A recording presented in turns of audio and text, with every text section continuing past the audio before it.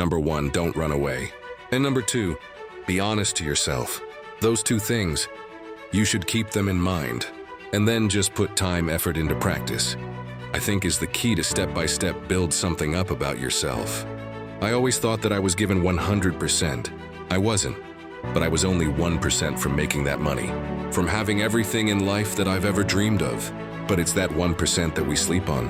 It's that 1% that we wake up in that morning, we're like, you know what?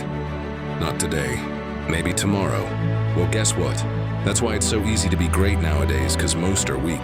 All right, the past is the past, and you've got to leave the past in the past. And until you can walk away from the past, you cannot have a future. You cannot live in the past and the future at the same time. Now you've got to bury the past. Past has to die and it has to be buried. But once it's dead and buried, you have to move on. And there's nothing in this life that will destroy you faster than you being unable to forgive yourself for your wrongdoings.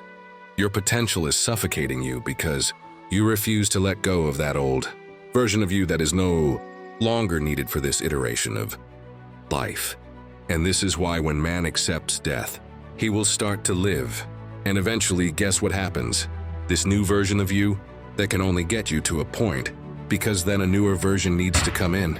And this is when you start to realize, I spend my whole life being born and dying repeatedly. Allow the old version to die and you will not be suffocated.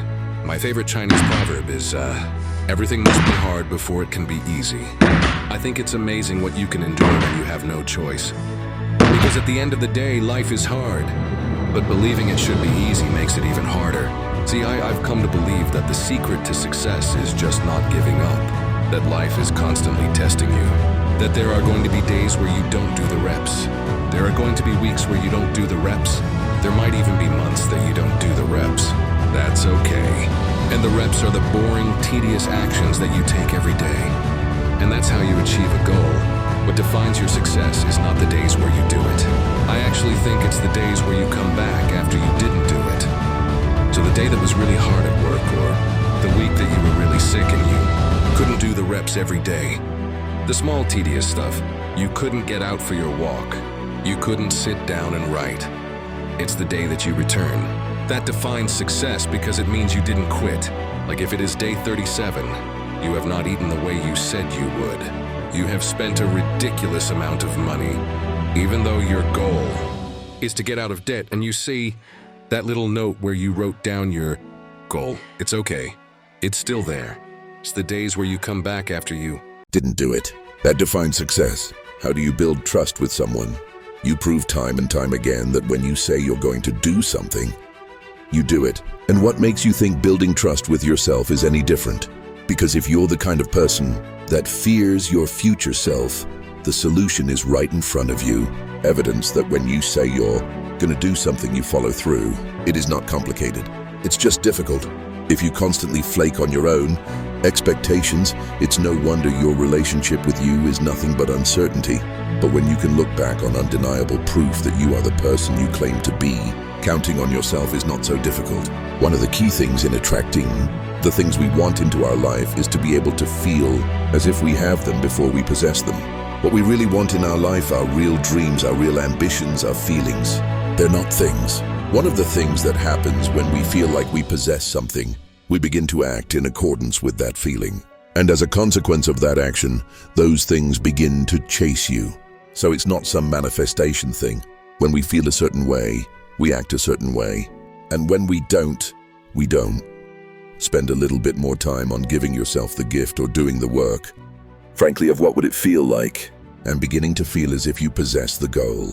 And I also just think the gift of giving yourself the emotions you want will create more health in your body, more vitality, more energy, more optimism, more belief, more confidence. Feel it this week and then you'll possess it. Odds against there being another person like you is a more than 50 billion to 1. In the entire history of humanity, there will never be two people like you. Never be two people with the same face. Never be two people with the same even blood composition. Exactly, there would be two people with the same outlook, the same talents, abilities, capacities.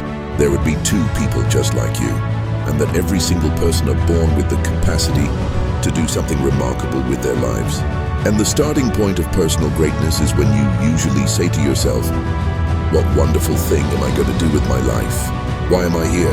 I have this one life, this precious, precious life.